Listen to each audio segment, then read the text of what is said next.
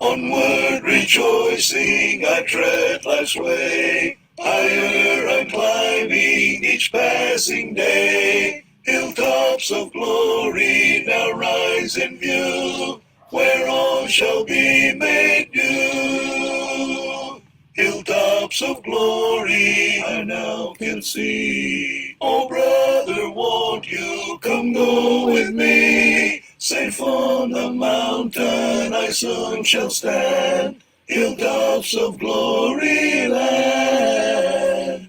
Way down in Egypt, mid burning sand, Moses has started for Canaan's land. Never turn backward, always ascend, onto the journey's end.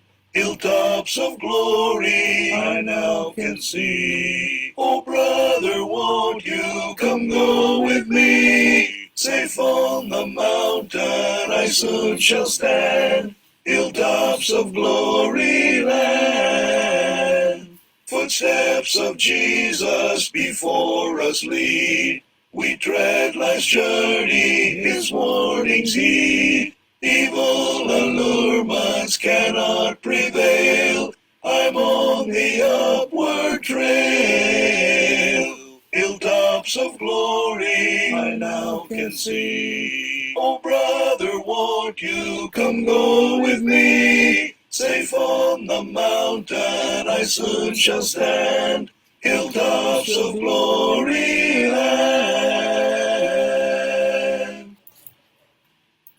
I am thinking today of that beautiful land I shall reach when the sun goeth down. When through wonderful grace by my Savior I stand, will there be any stars in my crown? Will there be any stars in my crown? When at evening the sun goeth down, when I wake with the blessed in the mansions of rest, will there be any stars in my crown? In the strength of the Lord, let me labor and pray. Let me watch as a winner of souls, that bright stars may be mine in the glorious day, when his praise like the sea billow rolls.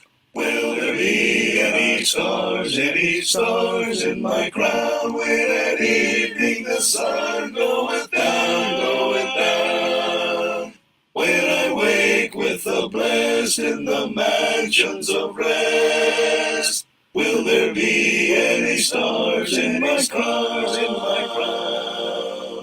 Oh, what joy it will be when his face I behold, living gems at his feet to lay down. It would sweeten my bliss in the city of gold, should there be any stars in my crown. Will there be any stars in my crown, when at evening the sun goeth down, when I wake with the blessed in the mansions of rest? Will there be any stars in my crown?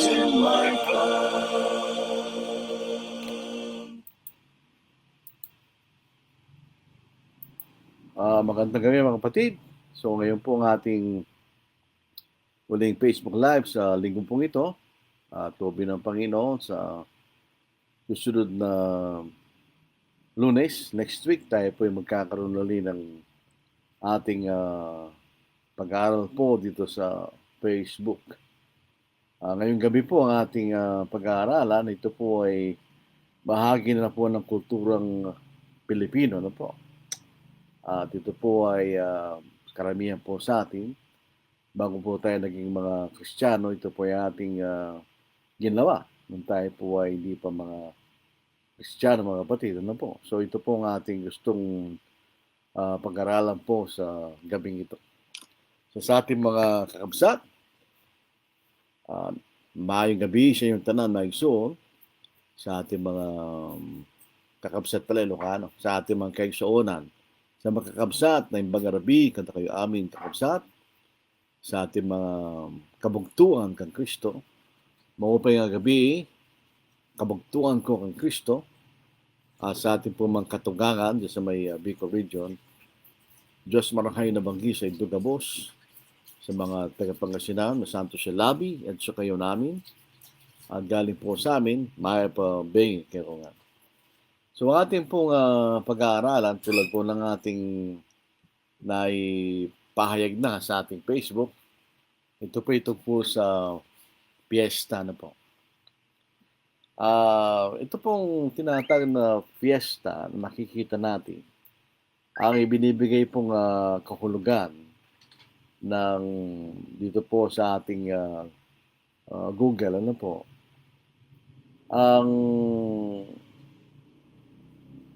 ang piyesta po, sabi rito, dito po sa AI, sabi niya, a fiesta is a festive, often religious celebration or party deeply rooted in Spanish and Latin American culture, characterized by parades, dancing, and communal feast.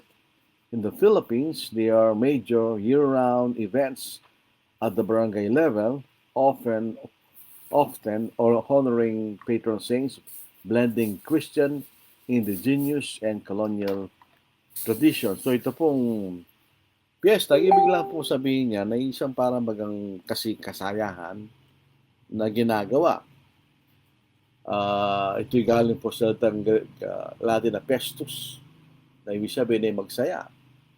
Pero dito po sa ating kultura, Thai Philippines and yung po Spanish influenced, ang piyesta po ay isang Roman Catholic feast day honoring or dedicated to a saint. Yun po ang to a patron saint of a place.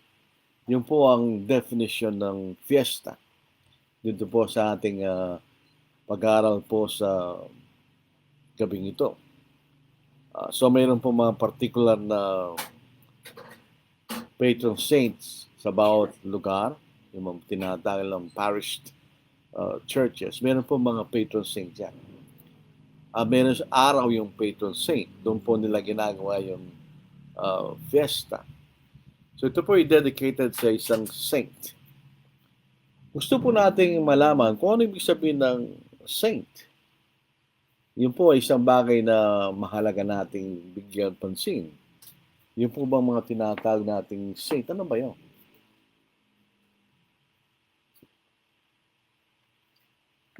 Yung pong saint, ito po isang salita na galing sa salitang Grego na hagios. Hagios o hagios. And it means fundamentally, signifies separated, open parenthesis, among the Greeks, dedicated to the gods, close parenthesis.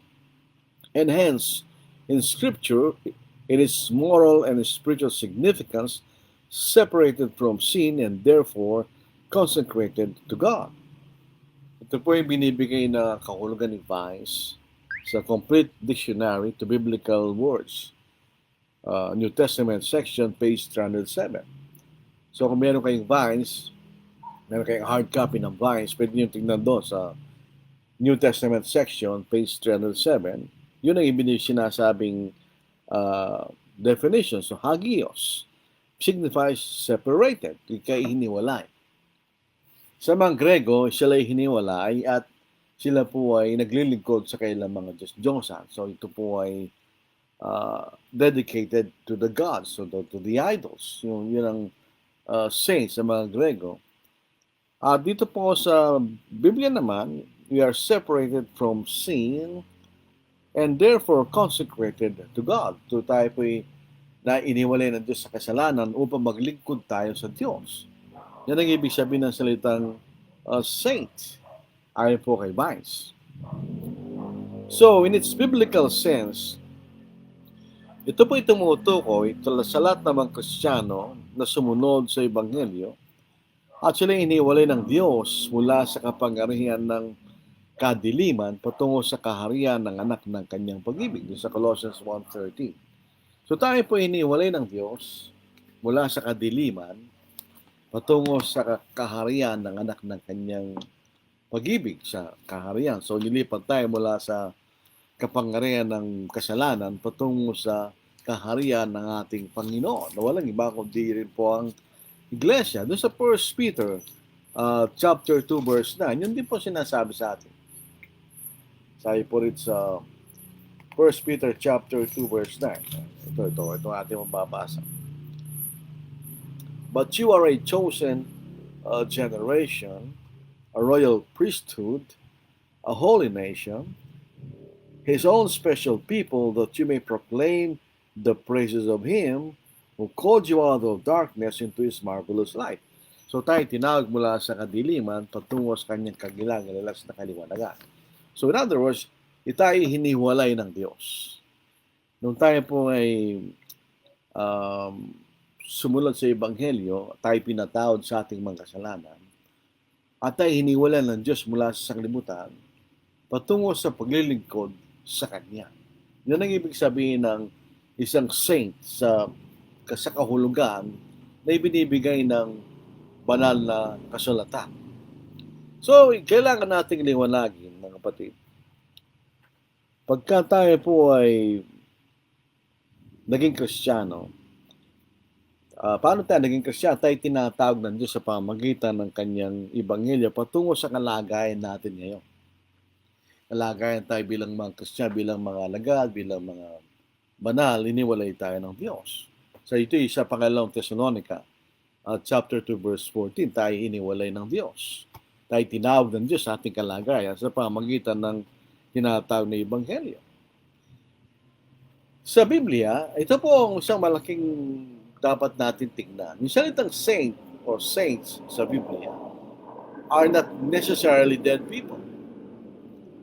Yung sa atin nakagisnan na paniniwala, kung kayo naging Katoliko katulad ko, ang mga saint ay patay na. Hindi ka pwede maging saint kung ikay buhay. Kailangan ka munang mamatay bago kayo declare na saint ng Roman Catholic Church na may proseso silang sinusunod. Pero sa Biblia, kung Biblia pinag-uusapan po natin, saints are not necessarily dead people. They are alive. May mga saints ay kuminsan ay buhay. Ito po ang makikita natin kung babasahin lang po natin ang Biblia at maging bukas ang ating kaisipan. Madali natin makikita ang katotohanan. Kaya po tayo nahihirapan na makita ang katotohanan kung sarado ang ating kaisipan. Hindi natin binubuksan ang ating pagkaunawa sa mga banal na kasulatan. Tandaan natin, ang banal na kasulatan ay ang katotohanan. Yan lang katotohanan. Outside of the scriptures, there is no truth regarding our faith or salvation. Walang katotohanan sa labas ng banal na kasulatan. So ito yung babasa lang po natin sa Biblia, ang paraan ng katotohanan. Dito sa Romans chapter 1 verse 8, tingnan niyo. Ito yung mga buhay na tao. Pero tinawag silang saints. Sabihin po natin. Sabi ni Pablo, to all who are in Rome, beloved of God, called to be saints.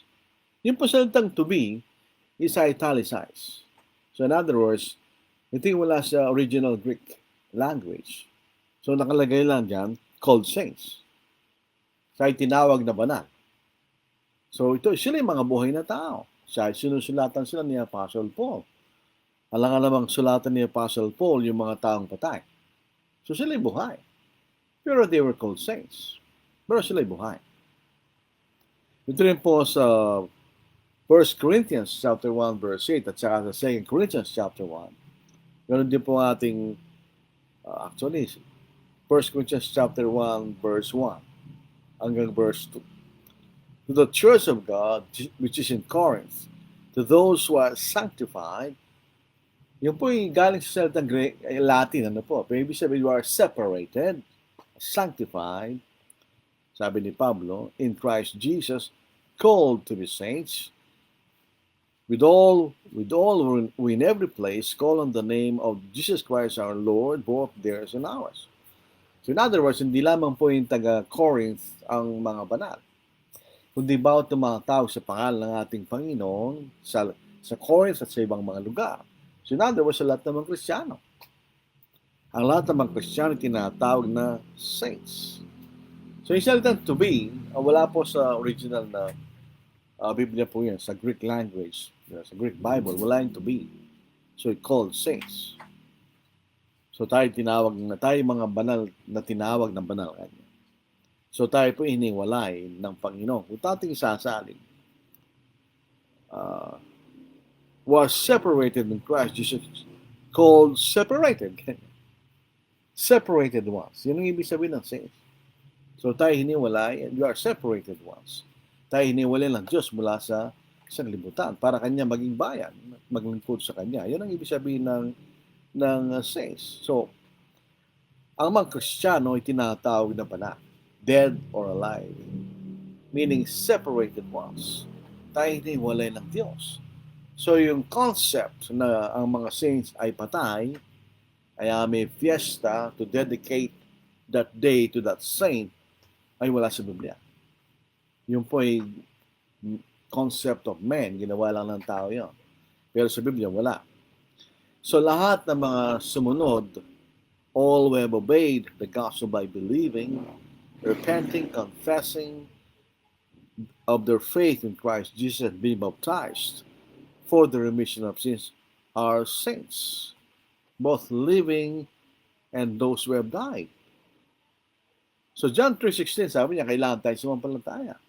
Dahil sabi niya, kapag tayo sumampalataya, magkakaroon tayo ng buhay sa ating Panginoon. So chapter 13 verse 3, sabi ng, unless they repent, they will all likewise perish. Kanya.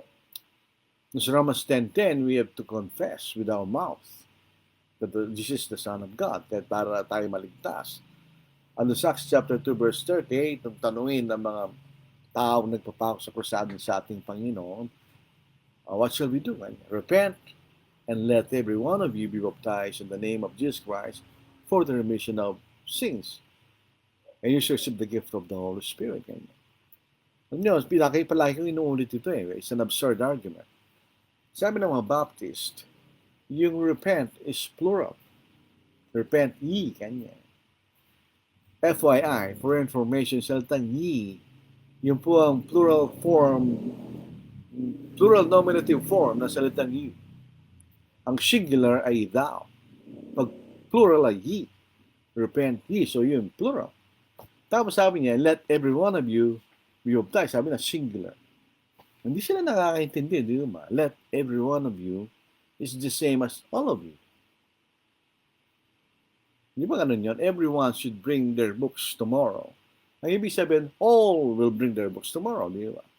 Minsan, people who are trying to defend error become absurd. Kaya yung nakikita nyo, kala na maloloko tayo sa kayo ng technicality. So, doon po kailangan tayong mabaptize. Sa Mark 16:16, he who believes and is baptized shall be saved, and he who does not believe shall be condemned. So, yun po ang proseso ng kaligtasan. Pag tayo po inaligtas, we are separated from God. Separated by God from the world into His service. At tinatawag tayong saints.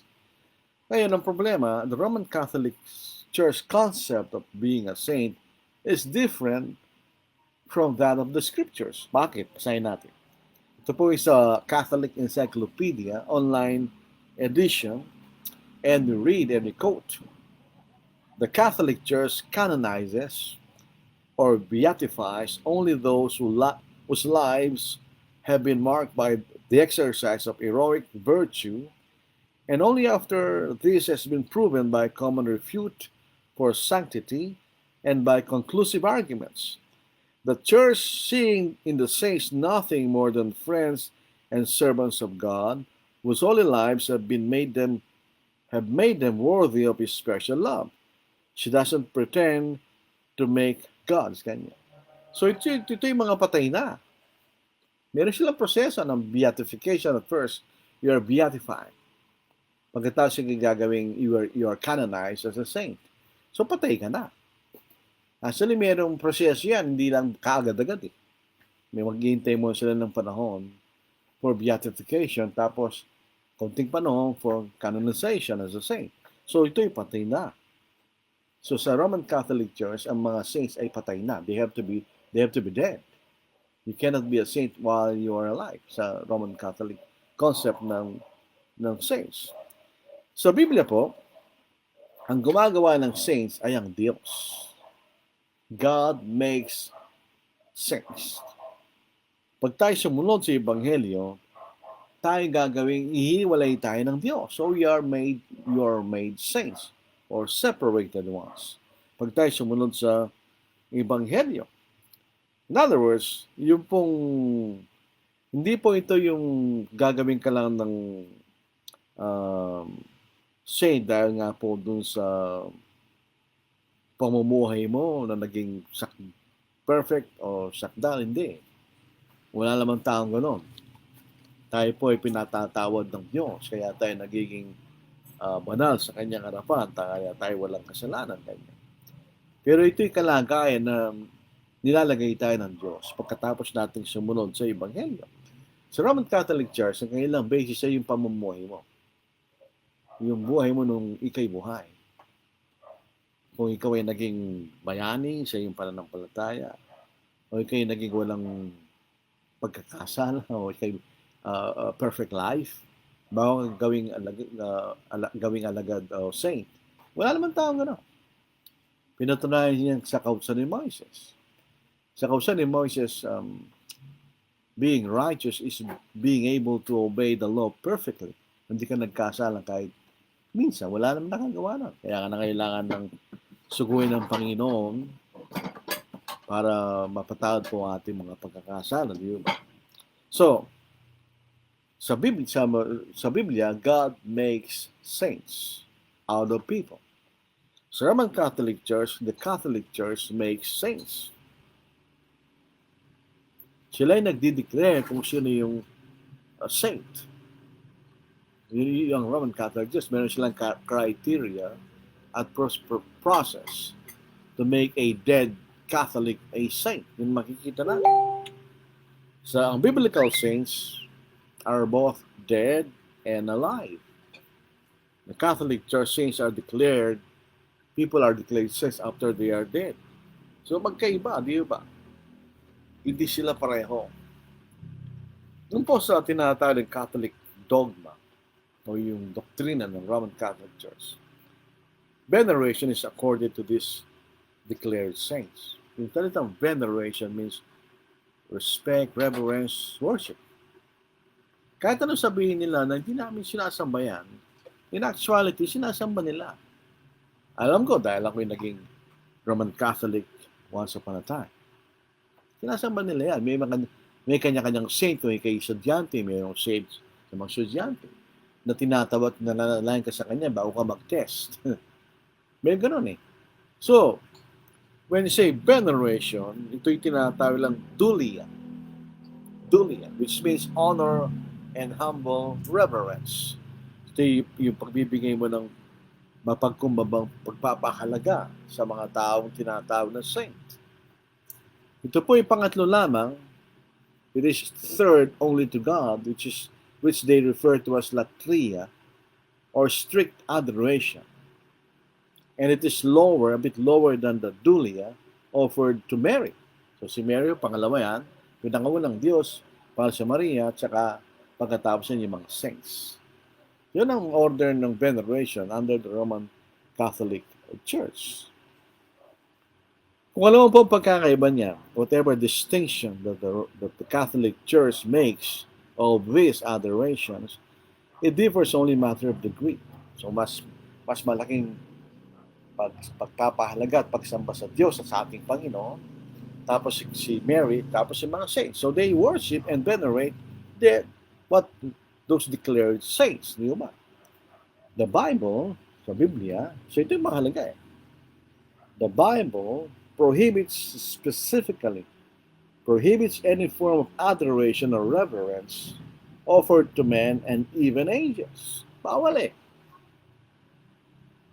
Bawal yung sambahin mo yung kapwa mo tao. Tingnan si Apostle Peter dito sa Acts chapter 10. Di ba si Cornelius? Nakita niya si Apostle Peter. Anong ginawa ni Cornelius? Nagpakirapal siya. Ang pagsambahin si Apostle Peter. Sayin po natin. Sabi dito. And verse 24, Acts chapter 10, verse 24 hanggang verse 26. And the following day, they entered Caesarea. Now Cornelius was waiting for them and had called together his relatives and close friends. As Peter was coming in, habang pumapasok si Apostle Peter, Cornelius met him and fell down at his feet and worshipped him. So ano sabi ni Peter? But Peter lifted him up, saying, Stand up. I myself am also a man. Tingnan niyo mga kapatid. Of course, Peter is declared saint by the Roman Catholic Church. When Peter was alive, it prohibited men from worshiping him. Anong dahilan pagkamatay niya ay sasambahin siya? When Peter died, did he cease to be a man? Tao pa naman siya. Hindi pa rin natin siya pwede sambahin. Kahit po yung angels themselves, we cannot worship angels. Noon po sa Revelation chapter 22, verses 8 and 9, ito po ay isang anghel na sinugo ng Panginoon. At siya ay sinasasambahin ni Apostle John. Pero katulad ni Apostle Peter, pinagbawalan ng angel si Apostle John from worshiping him. Basahin natin. Now I, John, saw and heard these things. And when I heard and saw, I fell down to worship before the feet of the angel who showed me these things. Then he said to me, See that you do not do that. For I am your fellow servant, and of your brethren the prophets, and those who keep the words of this book worship God. So ito mga malinaw na talata sa Biblia, ang Diyos lamang ating pwedeng sambahin. Katulad rin po ng ating Panginoon sa Matthew chapter 4, sabi ng Diablo, if I'll give you all these kingdoms, if you fall down, worship me. Ganyan. Ang sabi ng Panginoon, only the Lord God you shall serve. So, kahit si Satanas, hindi na pwede sambahin yan. Pwede lang sambahin ng Diyos. So, why do they venerate men? Bakit nila sinasamba yung mga tao na ginawang declared saints by the Roman Catholic Church? Ito be contrary to the Scripture. So, there is no degree of worship in the Bible. Wala po mga batid. It is only God who should be worshipped. So, kasama dyan ang Ama, ang Anak, at ang Espiritu Santo. Yan ang Diyos sa Biblia. Basahin po natin Matthew 14, yung sinabi ko kanina. So, si the great liar, Satan, sabi niya, bibigay ko sa iyo lahat na nakikita mong kaharian. Kaya sambahin mo na ako. Basahin po natin ang exact wording. Ano po? Basahin natin. Sa 4:9, 4:8, hanggang Matthew chapter 4:8 to 10.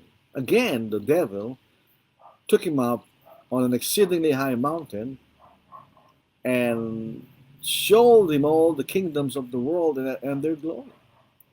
And he said to him, all these things I will give you if you will fall down and worship me.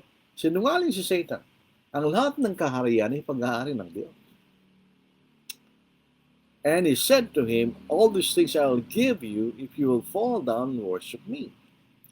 Then Jesus said to him, away with you, Satan, for it is written, you shall worship the Lord your God, and Him only you shall serve. Pasinin po nyo, sa Old Testament, ito po isang quotation from the Old Testament, obviously, no po, that it is written, kasi sabi ng Panginoon. Ito'y galing sa Deuteronomy chapter 6 verse 13 at saka sa 10 verse 20. Yung salitang Lord is L-O-R-D capital. Yun po yung YHWH na sinasali na Yahweh o Jehovah depending on the translations. Nang ibig sabihin, I will always exist. So yun po ay ginagamit ng Diyos kapag kasi nakikipagkatipan sa tao. In other words, I am always here. Kung sasabihin ko, I am always here, kanya. At tutuparin ko ang aking mga pangako. So in other words, yung mga feast days of saints is a form of this so-called dulia, yung veneration of the saints. In other words, a day is dedicated in honor of a dead man in a spiritual sense. So sinasamba nila ito'y isang araw na binibigay bilang pagbibigay ng veneration sa isang saint. So ibig sabihin, parang itong pagsamba sa Diyos-Diyosan. On difference, the whole temple is the whole place. Doon sa worship of the idols, mayroong temple na kung saan it was constructed in honor of that idol. Pero dito, the whole place is the temple. So yung pagkain, alam mo ginagawa sa pagkain, pinapakain ng mga tao, katulad ng pagpapakain sa loob ng temple ng mga idols. It is a form of worship, actually. Food are dedicated and are offered to be eaten in honor of a saint. Kaya nga, bakit sila naghahanda? Dahil doon sa saint. Doon po sa aming kinagisnan kong lugar, sa may daw, parang May 15 yung fiesta. In honor of San Isidro de Labrador, the patron saint of farmers. So yan ang araw ng kanyang kapanganakan. So yun ang kanyang araw. So yung mga tao sa Dao, alos lahat yan, except for those who are not Catholics, maghahanda yan. Bakit? In honor of that saint.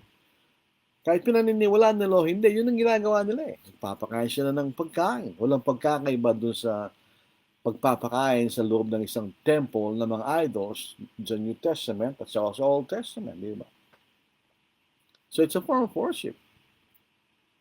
So anong difference niya? What difference would that be in a temple worship of an idol? Pero wala. Tingnan po natin sa Israel. Observe Israel after the flesh. Sabi, are not those who eat of the sacrifices partakers of the altar? What am I saying then? That an idol is anything, or what is offered to idols is anything? Rather, the things which the Gentiles sacrifice, they sacrifice to demons and not to God. And I do not want you to have fellowship with demons. You cannot drink the cup of the Lord and the cup of demons. You cannot partake of the Lord's table and the table of demons. Or do we provoke the Lord to jealousy? Are we stronger than He? Pinagbabawalan ni Pablo ang mga Kristiyano to participate in worshiping the idols sa templo nila. So yung worship of idols consists of pagpapakain din. Pinapakain yung mga tao. Yung sobra doon, pinagbibili nila sa palengke, yun yung naging issue sa mga Gentiles. Gentile Christians sa Romans 14, isa sa issue yan. Yung mga Gentile Christians, because they have worship idols for years. Pag naging Kristiyano sila, hindi automatic na mawawala yung paniniwalang yun. In other words, when they eat food na kahit pinagbili nila sa palengke, which is offered to idols in the temple, hindi nila nakakainin yun. Anything connected with idols is sinful para sa kanila, which is not totoo. Kasi pagkain pa rin yun. Pagkain lang yun pag pinagbili sa palengke. So yun naging issue yun. So pagka nakikain tayo, so during the New Testament times, nakikain ng Kristiyano sa loob ng templo ng mga idol as they worship, they participate in worshiping the idol. Diba? Kahit isipin po, hindi ko naman naniniwalang ito ay Diyos kasi ang mga idols, wala namang naman, sabi ni Pablo. Pero pwede ka pa rin magkasala dahil makikita ka naman kapatid, nandun ka sa loob ng pinagbabawal yun sa New Testament. So, when we eat together with our Catholic friends who are offering the food they prepared for their saint, are we not fellowshipping in the same sense? Di ba tayo nakikisama sa kailang paniniwala? Dito'y pag-ahandog sa kailang mga saint, di ba? Yun ay fellowship. Kaya nga, makikita natin, walang pagkakaiba ito doon sa pagsamba sa mga idols, yung New Testament. Kahit hindi pa natin alam, Pero yun pa rin ang essence noon. They're eating it in honor of their patron saint. Ang pagkakaiba ngayon, di na yung idols dun sa Old Testament o New Testament, kundi patron saint. Eh, doon tumpo sa New Testament, pagka nasobrahan na yung pagkain, siyempre di ba maubos yung pagkain na in-offer sa mga tinatawag lang idols, pinagbibili nila yan sa palengke. Siyempre, pagbibili nila yan. In the market, kanya, pinagbibili nila yan. Pag nangyari yan, pagkain na lang yun. Wala nang kaugnayan sa worship of the idols. Tapos nang siya eh. Pinagbili sa palengke, pagkain lang yan. Hindi na yung pagkain na in honor of an idol kanya. Dahil yung worship nila ay kung abang kinakain nila yan sa templo in honor of that idol. Yun ang idolatry. Kaya pag pinagbili na sa palengke yan, pagkain na lang yan. So, ganun din po sa tinatawag nating fiesta. Pagtapos na yung fiesta, kinabukasan, pagkain na lang yun. It is no longer food given in honor of a patron saint. Tapos na yung fiesta eh. Pagkain na lang yun. So, kung gusto nyo makakain, pagkatapos ng fiesta. Pero during the fiesta, parang idolatry rin yan. Katulad dun sa idolatry sa New Testament. Pagka you participate in the worship in the temple of the idols. So, ngayon, tawag yung fiesta, doon, idols. May excess food na natira after the fiesta, kinabukasan, pagkain na lang yun. Hindi katulad din yung sobra doon sa pagkain na inandog sa idols, sa templo, pinagbibili sa palengke. Pagkain na lang yun. Kung meron kang hindi mo magagawa, hindi mo kang makikain sa sobra kinabukasan. Hindi ka naman mamamatay. Ang mga katanungan po, which are practical. Which is practical. Paano kung may bisita ka? May pumuntang tao sa iyo during the fiesta. Hindi man nila alam na ikay Kristiyano at hindi ka Katoliko. So pumunta sila sa bahay mo. Sa magkikipiesta kami, anong gagawin mo? Yun po isang tanong na magandang sagutin. How do you do? Kung may mga nangyayari naman yan. May mga taong hindi man nila alam ang kalagayan mo sa pananampalataya. Tapos, pwesto sa lugar mo. Tapos, pumunta sa bahay mo. Ang gagawin? Pakainin mo. Pero kailangan mo explain na yun ay dahil sa courtesy bilang tao. Kaya pakakainin mo sila. Not because naniniwala ka na yung araw na yun ay piyesta ng isang in honor of a patron saint. Bastos naman, paalisin mo sila, di ba? We have to explain that just being hospitable. Pakainin mo sila, pero to explain mo, ha? Tandaan mo, hindi kami nakikipiesta, pero dahil andito na kayo, pakakainin ko lang kayo. Patulad din kung pupunta kayo sa amin sa ibang araw. Just to know na hindi tayo naniniwala doon. Nagkataon lang pumunta sila sa bahay natin. So, ang isang Kristiyano needs to be hospitable. You need to be courteous, hindi ka bastos. So, pakainin mo sila. But you have to explain. Nandito na kayo, kaya kakaya naman, hindi namin kayo pakakainin. Pero, tandaan yun, hindi kami naniniwala sa ginagawa sa paligiran namin. Ngayon, halimbawa naman, nangyayari ito. May kapitbahay mo, binibigyan ng pagkain. Ang gagawin, sabihin, bukas mo lang bigay. Bukas na lang pag hindi na piyesta. Ngayon, wag mo ibigay sa akin, hindi ko kakainin ng kamo. Kaya na natin i-vocalize yung ating paniniwala. Ang problema sa mga Kristiyano, minsan tahimik lang tayo. Hindi dapat gano'n. Kailangan natin sabihin na gano'n. Alam mo, it's by just courtesy and hospitality. Kaya pakainin namin kayo. Katulad kung pupunta kayo bukas, napakainin namin kayo dahil kayo ay tao. And in Christian, you have to be hospitable. Ngayon, tayo ba mga Kristiyano, ano man trato natin sa mga piyesta na ito bilang mga holidays or holidays or special days? Sagutin, hindi. Dahil pag sinabi natin yan, ay nagkakasala rin tayo. Katulad ng mga taga-Galatians, di ba? Na nagbibigay ng kahalagahan sa ibang mga araw. Bawal din yung mga kapatid. So, hindi sila special day. Sila yung ordinaryong araw lang para sa atin. Kasi, di man tayo naniniwala to sa essence o dahilan ng mga bagay na yun. Dito po sa Galatians 4, chapter 4, verse 10, basahin po natin. You observe days and months and seasons and years. I am afraid for you, lest I have labored for you in vain. Ito po yung context sa mga Judaizing Christians na ininfluensyahan yung mga kapatid sa Galatia. Ano sabi niya? You observe days. Yun ay weekly Sabbath. You observe months. Yun ay during the new moon. You observe years. Yung feast days every year. So, sabi niya, galing na ginagawa niyo kanya. Yun ay dapat wala nang halaga sa Kristiyano. Ngayon din po sa atin, itong mga bagay na ito, wala nang kahalagahan para sa atin.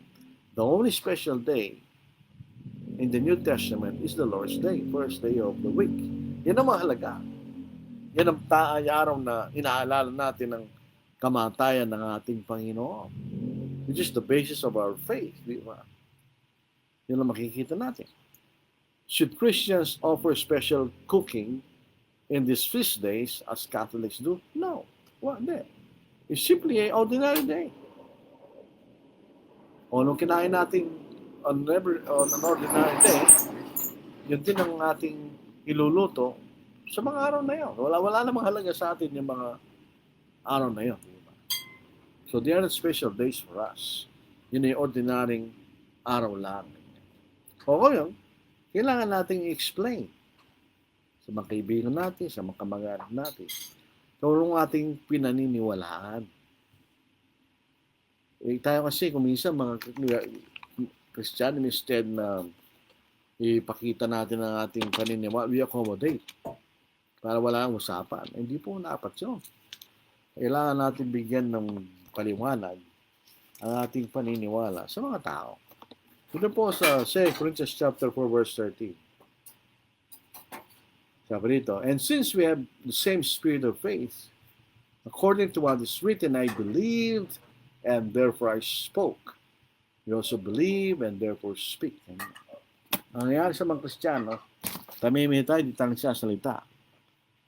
Kung ano ating pinaniniwalaan.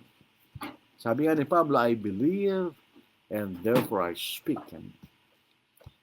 Kaya minsan naunahan pa tayo ng ibang pananampalataya. Dahil they are very aggressive sa kanilang paniniwala kahit mali. Ang mga Kristiyano, they are very hindi tayo aggressive eh. Hindi tayo nagsasalita kung anong paniniwala natin. Kaya naunahan pa tayo ng maling pananampalataya. Tandaan po natin, when we shut our mouth in regards to these things, we let the devil win. Pinapayagan nating magnalo ang diablo kahit anong bagay. Kahit yung issue sa mga kapatid, kung hindi tayo nagsasalita, we let the devil win. Alam nyo, true unity is based on true agreement. May nagkakasundo sa mga bagay nating pinaniniwalaan. Doon natin makakamtan yung pagkakaisa. But when there are issues among brethren, something is wrong. Otherwise, why the issue? Di ba? Para bagang pag may issue, may kasalanan isa. Definitely, pag may nag-uumpisa ng maling aral, someone is guilty na nag-introduce ng maling aral. We have to defend the faith. Sabi nga ni Pablo, kay Timothy, guard what is entrusted to you. We have to defend the faith. Contend for the faith. So, huwag tayo maging tahimik sa mga bagay na dapat nating sabihin bilang mga Kristiyano. Dahil kung hindi, paano nila malalaman kung ano yung katotohanan if Christians themselves do not speak the truth, di ba? So may pumunta sa bahay, pakainin mo, pero kailangan mo explain, we do not believe in these things. Bastos lang kami kung pakalisin namin kayo, you are people. So we respect you, pero hindi kami naniniwala sa pesta. Kung ang aming papakain sa inyo, katulad lang kung bukas kayo dumating o anong araw kayo dumating sa bahay namin. being hospitable, we have to feed you. Pero not necessarily pinaniniwalaan namin yung mga bagay na yan. So, ang tanong, may Christian participate in fiesta? The answer is no. Kaya nga mahirap sa isang Kristiyano maging politiko. When you become a politician, you compromise. May fiesta, you have to participate. Kung mayor ka, yung naniniwala ka mo, hindi pwede yun. Kaya nga, pag pumasok ka sa ganyan, you already compromise your faith. Whether you like it or not. Di ba? Naging barangay captain ka, piyesta ng barangay nyo, hindi ako participate dyan, hindi mo naniniwala dyan, kama? Kaya minsan pag-isipan natin pumasok sa ganyan bagay. It doesn't help our faith. May isang kapatid na pumasok sa politika, later on, hindi na siya Kristiyano. Unang-una, maliligo ka ng boto. Alam mo yung proseso ng election sa bansa po natin. So, ang sagot dyan, hindi. We do not participate in fiesta. Dahil pag nag-participate ka sa fiesta, pagdating ng fiesta sa lugar mo, you have to participate also. Alam ng kikikain ka lang, hindi ka mag-aanda. Kaya ang sagot dyan, we do not participate in fiesta. Sa aming lugar, sa Angeles City, ang fiesta ay falls always on the first Sunday of October. Once upon a time, nung bata pa ako noon, may asawa na. Pagkaroon ng araw ng fiesta, walang tao sa pagsamba. Kakaunti lang sumasamba. So I have to preach the truth sa kanila. Afterwards, wala na. Kahit fiesta, doon pa rin sila. Bakit? Nalaman nila yung katotohanan tungkol sa mga bagay na ito. Fiesta is idolatry. Veneration of a person declared to be saint by the Roman Catholic Church. So ito po ang ating pag-aaral po sa gabing ito. Maraming salamat po sa inyo. May mga tanong dito sasagutin po natin sa abot ng ating makakaya. Sa Monday po, meron pong isang kapatid na nag-forward sa akin ng isang radio program. Actually, radio program, pero like, na rin, parang Facebook something. Tungkol sa issue ng should the church only help needy saints. Yun ang kanilang discussion at naglagay sila ng mga arguments. Tinake down notes ko yung mga arguments nila. And I have to answer them kasi hindi tama.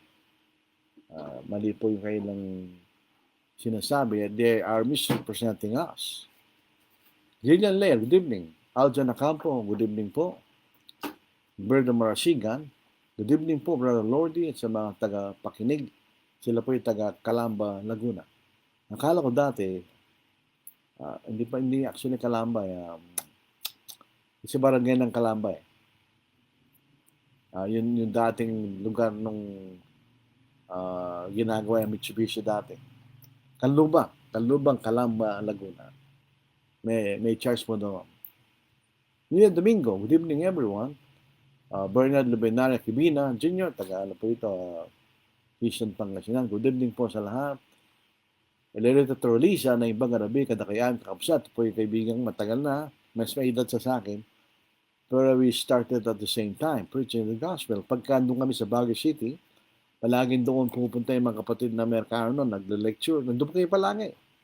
Na kami yung nag-uusap hanggang hating gabi na nag-usap tungkol sa mga bagay na spiritual. Ngayon, pareho na kaming matanda. Mariet Feliciano, good evening po Brad. Member po ito dati sa Angeles, pero dati taga San Fernando, member po sa Church San Fernando. Jimmy B. Domingo, watching from Solana. Kapatid, maraming salamat Brad. Agosto 12, good evening po. John Akin, good evening po. Edna Delfina Villamayor, dati rin pong sila miyembro sa Angeles City, pero umuwi na sila sa kanilang bayan sa Dolores, Quezon. At meron pong church doon ngayon. Little Canlale, kanya, ito taga Mabalacat. May tanong din po. Basahin po natin yung mga tanong. Unahin natin si Brother Leonito Toroliza. Ang January every year ay kapista ng Roman Catholic Church. Dahil ito ay dineclare ng Catholic Church sa araw ng Solemnity of Virgin Mary. Isa itong napakalaking piyesta ng Katoliko buong mundo na nakikipiesta rin ang mga Kristiyano at nakikisala sa mga handaan ng mga Katoliko. Ipaliwanag kung dapat naiwasan natin ito o ano bang walang pinagkaiba sa Christmas Cooking celebration. Ito po, iwasan natin yan kasi ang pistahan nila yan. Ngayon, kung ito po ay dineclare ng Roman Catholic Church bilang Solemnity of Virgin Mary, so it's veneration of Mary, ay bawal po yan. Yun ay dulia na binasa natin kanina. Yun ang pangalawang dulia. Ang pangatlo, yung veneration of saints. Yung mas mataas doon ay si Virgin Mary. Dulia. So, hindi po dapat tayo magsama diyan. Ano, yung Christmas. Hindi naman tayo nag-isama sa Christmas. We do not believe in Christmas.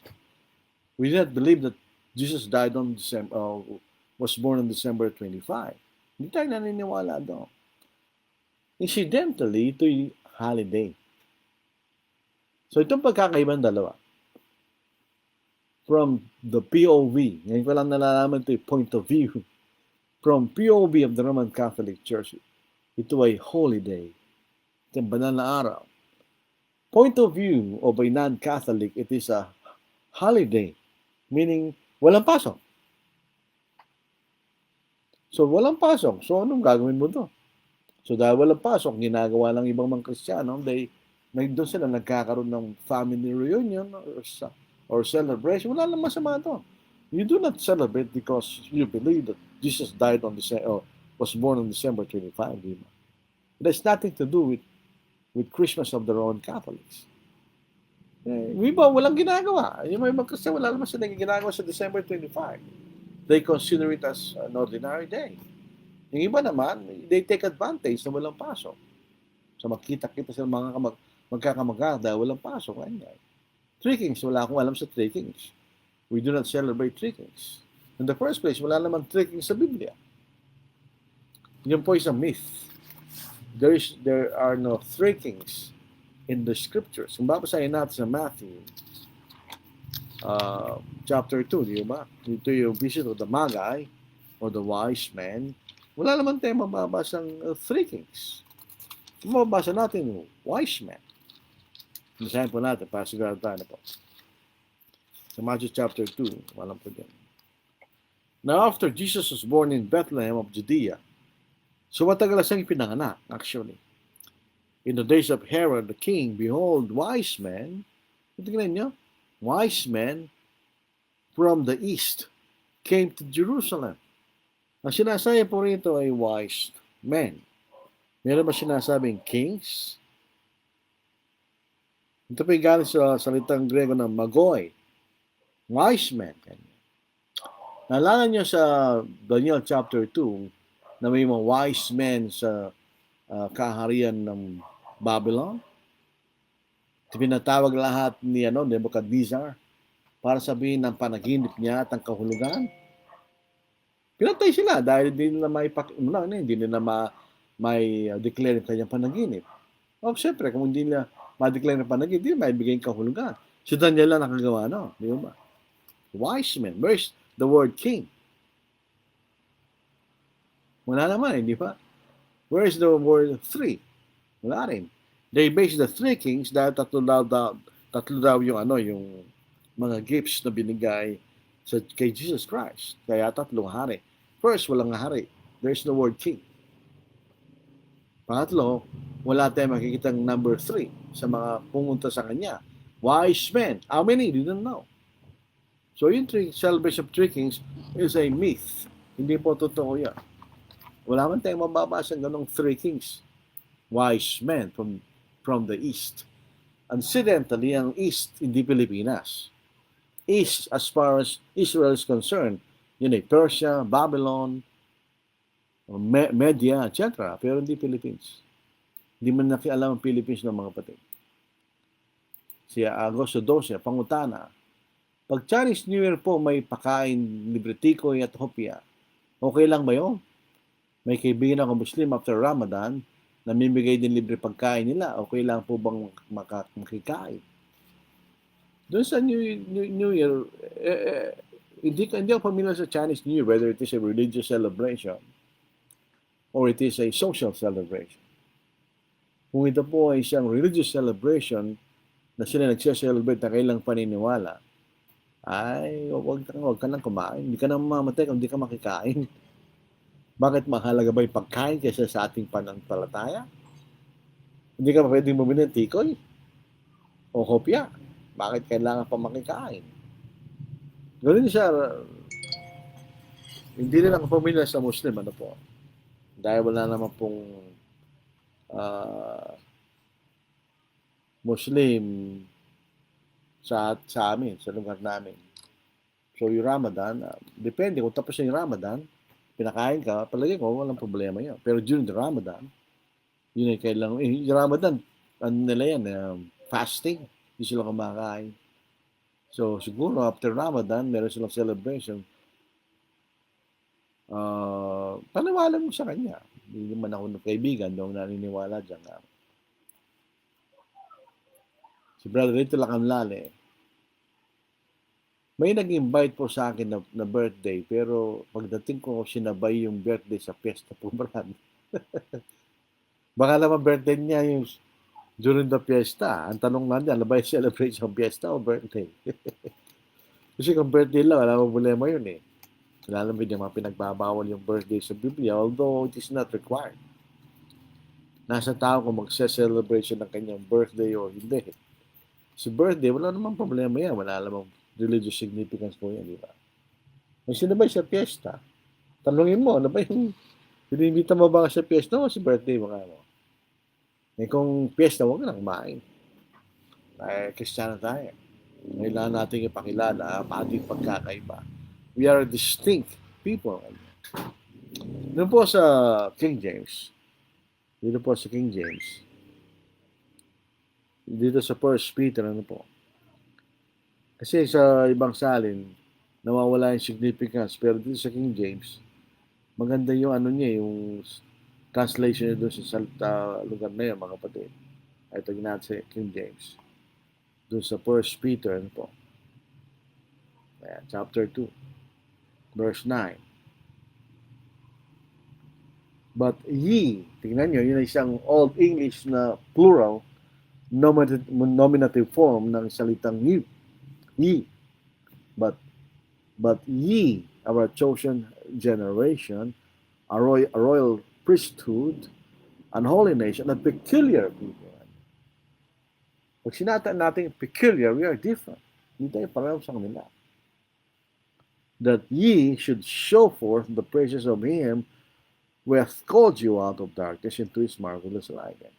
So alam niya, akong tatanungin niya, mas gusto ko pa yung Old English kasi sa English natin ngayon, you lang palagi, kay singular you, kay plural you, kay sub-objective form you. Sa kanila hindi. Pagka singular, nominative thou. Pag plural ye, yung objective form ng thou, thee. Yung objective form ng ye, you. So mas ano sila, mas specific. Sa atin, puro you eh. Ewan ko, ba't tinalis nila yun? Mas maganda pa yung ganung klaseng, alam natin, distinction ng pronoun na you. Ano po? So yun, ye are a peculiar people. So tayo iba. So being peculiar means you're different. So sa mga bagay na taliwa sa ating pananampalataya, hindi tayo dapat mag-participate doon. Ngayon, Christmas is both religious and non-religious.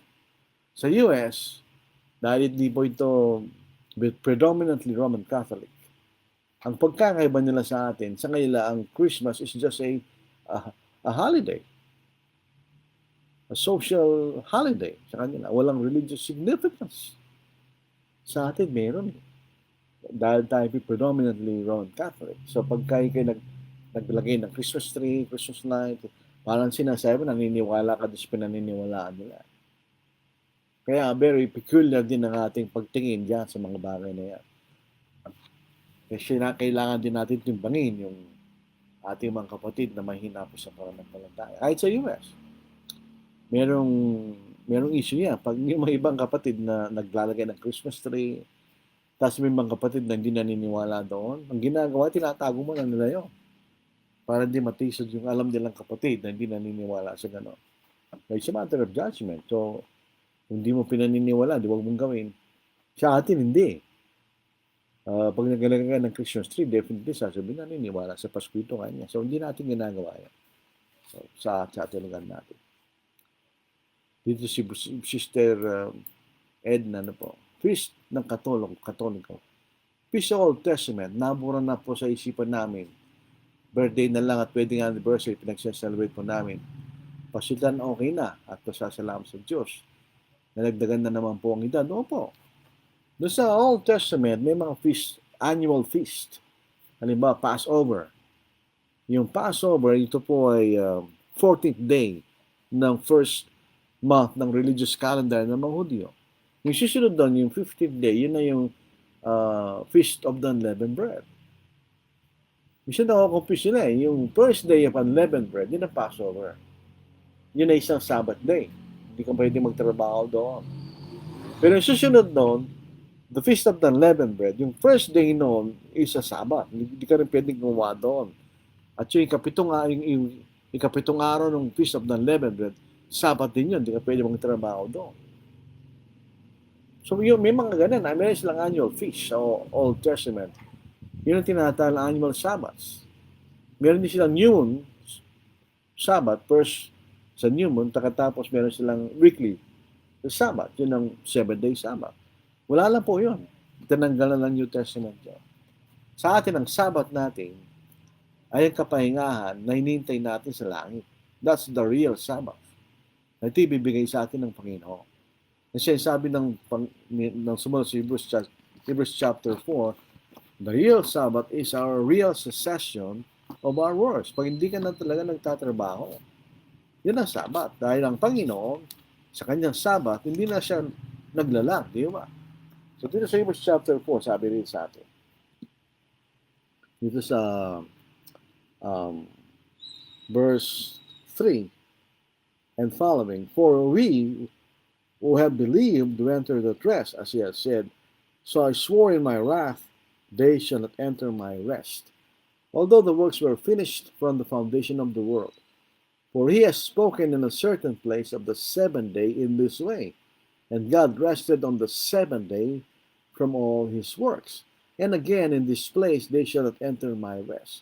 Since therefore it remains that some must enter it, and though those to whom it was first preached did not enter because of disobedience, again, it designates a certain day, saying, David, today, after such a long time as it has been said, today if you will hear his voice, do not harden your hearts.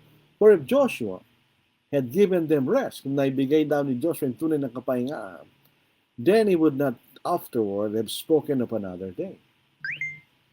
There remains therefore rest for the people of God. Ano yun? Yun ang kapahingaan sa langit. That's the rest day in heaven. Sa abang tayo nasa lupa, wala tayong kapahingahan. We have to work and work. And dito pa tayo eh. Pero pagdating natin sa langit, we're not going to work. Hindi tayo tatrabaho doon. Hindi na natin kailangan hanapin ang buhay natin doon. Meron tayong buhay na wala hanggan eh. Sa pagdating natin po tayo sa langit. Katoliko po ako, brother. Sister, nakita ko yung Katoliko. Pero maganda rin yung wrong spelling. Katoliko. Benjamin Sembrano, magandang gabi po sa ating lahat. Magandang gabi rin sa inyo lahat, mga kapatid. So ito po maganda sa pag-aaral. We can search, we can deepen, we can para bagang dig deeper sa ating mga bagay na pinaniniwalaan natin. So sa araw po ng Lunes, kung mayroon pang araw ng Lunes, ano po? Kasi hindi man natin alam ang mangyayari bukas. At sa susunod na mga araw, mamayang gabi, sasagutin po natin yung mga arguments ng mga kapatid na nagsasabing ang pagtulong ng iglesia sa mga ay hindi lamang limitado sa mga kapatid na nangangailangan. Yun po yung sasagutin po natin using their own words. We will not misrepresent them kasi nag-take notes ako sa kanilang sinabi and we will answer them sa ating Facebook. Hindi natin maiwasan yan if we are trying to preach the truth. There will be opposition. Pag merong opposition, you have to answer the opposition, di ba? According to what the Bible is is teaching, hindi po sa ating sariling kaisipan. So maraming salamat po sa inyong pakikinig. Dagang salamat sa inyong pagpaminaw, magamanak sa mga ating mga kapusan. Sa mga waray-waray, damo nga salamat kanyo. Sa mga Ilonggo, damo salamat kanyo. Sa mga Cebuano, daghang salamat. Sa Kapampangan, dakala salamat kanyo. Kung i-research yung salamat, galing po sa salitang Malay na salamat. Kaya lang mas malalim yung salamat nila kaysa sa ating salitang salamat. So, maraming salamat po sa inyong mga kapatid, sa inyong pagtsatsaga. Jesus is tenderly calling thee home, calling today, calling today. Why from the sunshine of love wilt thou roam, farther and farther away? Calling today, calling today. Jesus is calling, is tenderly calling today. Jesus is calling the weary to rest, calling today, calling today. Bring him thy burden and thou shalt be blessed. He will not turn thee away. Calling today, calling today. Jesus is calling, is tenderly calling today. Jesus is waiting, oh come to him now. Waiting today, waiting today. Come with thy sins at his feet lowly bow. Come and no longer delay. Calling today, calling today. Jesus is calling, is tenderly calling today. Jesus is pleading, oh listen to his voice. Hear him today, hear him today. They who believe on his name shall rejoice. Quickly arise and away. Calling today, calling today. Jesus is calling, is tenderly calling today. Maraming salamat po sa inyong mga kapatid. Tingnan ko lang po, meron pang pahabol na tanong. Meron pa. Sabi po ni Gereb Parong Manyada. Yan po, ang senaryo po, di ba, traditional fiesta, di naman po nakikipiesta. Binagyan tayo ng pagkain. Tatagin po ba natin o hindi? Oo, ito. Napakagandang tanong nga. Pwede mo sabihin doon sa tao, anong paniniwala mo? Alam mo nyo, kung alam nila kung anong paniniwala nyo, ka nabibigyan ng pagkain. Kaya kung hindi nila, sabihin mo sa kanya. Pwede mo sabihin, mabalang galang na kaibigan ka mo. Hindi kami naniniwala sa piyesta nga mo. Kung gusto mo kong bigyan ng pagkain, bukas na lang mo bigay ka mo. Kung ayaw niya, hindi wag. Hindi ka na mamamatay kung hindi mo tatanggapin. Diba? Kailangan na sabihin. Kasi parang naging nonchalant lang tayo. Wala namang problema kasi. Mayroong problema yan. Dahil yun po ay ginagawa nila in veneration of a saint, which the Roman Catholic Church declared as a saint, not in accordance with what the Bible says who saint is. Who a saint is, di ba? Magkaiba eh. So, hindi natin pinaniniwalaan yung saint na yun na say saint. Dahil hindi naman sa Kristiyano. So, lahat naman Kristiyano ay mga saints. Because we were separated by God from the world into His kingdom, di ba? We were separated from darkness into His marvelous light. So tayo iba. Sapat-sabihin lang natin.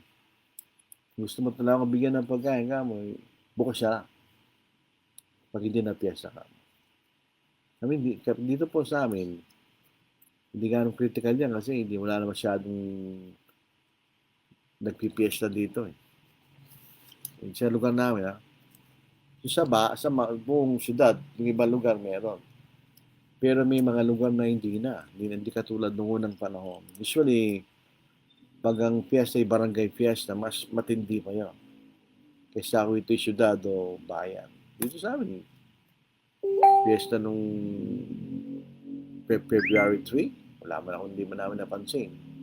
Maliban lang yung traffic, yun lang mapapansin maraming tao. So, sabihin lang natin, with all honesty and courtesy na, sabihin lang natin. Hindi ka mamamatay kung hindi mo tatanggapin yung pagkain, di ba? Baliktad natin. Pag inimbita natin yung mga kaibigan natin sa pagsama, hindi man sila sumupunta eh. Tinatanggihan tayo, di ba? Hindi man tayo nagagalit. So, pwede na natin silang tanggihan. At dapat pag di sila magalit dahil pag tayo naman nag-iimbita, hindi naman sila pumapayag. Hindi man tayo nagagalit. That is their right. Ngayon, tradition, so what? Yung tradition yan. They are tradition which are against the scriptures. Kaya sa Old Testament, nung buhay pang ang Panginoon, sabi, why do you transgress by your tradition the law of God? Sabi ng ating Panginoon. So if it is a tradition against the will of the Lord, huwag natin gawin. Dahil magkakasala tayo sa Panginoon. Maraming salamat po sa tanong, sa inyong mga comments, sa pagbati. Maraming salamat. Tayo po yung manalangin. Mga banal, kayo po yung nagpapasalamat sa buong araw na ito, sa lahat ng mga bagay namin nagawa na kailangan namin gawin. At kami po humingi ng paumanin sa mga bagay na hindi namin nagawa. Nawa Ama, sa bigyan niyo kami ng karagdagan ng buhay sa araw ng bukas. Ayon po sa inyong kalooban. At sana ay maging mas bukas ang aming pananalita na may pakilala po namin ng aming paniniwalaan. Hindi namin dapat ikahiya sapagkat ang aming Panginoong tayo para kami ligtas mula sa aming pagkakasala. Marapat laban na kami maging matatag at magmakilos sa aming paniniwala na ito'y aming ipahayag kung anong ang totoo dapat na paniwalaan. Ama, kami po ay layo sa namang tukso upang kami magkasala at paninaglang sa ipaglilingkod sa inyo, Diyos. Pero humingi po kami ng tawad sa mga pagkukulang po namin at kasalanan na nagagawa namin sa araw-araw, gawa po ng aming kahinaan o gawa ng bagay na minsan ay nagiging paraan para kami po ay magkamali. Ama, sa araw ng bukas, hindi po namin nalalaman ang mangyayari. Iniwan namin sa inyong kamay sapagkat hindi po namin nalalaman ang araw ng bukas. Dinadalain lang po namin na sana ay mapanatiling kapayapaan sa iyong bayan upang kayo magpatuloy sa paglilingkod sa inyo, O Diyos. At ang mga bagay po ito ay aming inihingi, yakin ang pangalan po sa Kristo na Panginoon. Amen. Maraming salamat po sa inyong pakikinig. Naway magkita-kita tayo muli sa araw po ng Lunes, Lord willing, sa panibagong pag-aaral sa mga salita ng Diyos. Tayo po ay mag-ingat. God bless. Take care.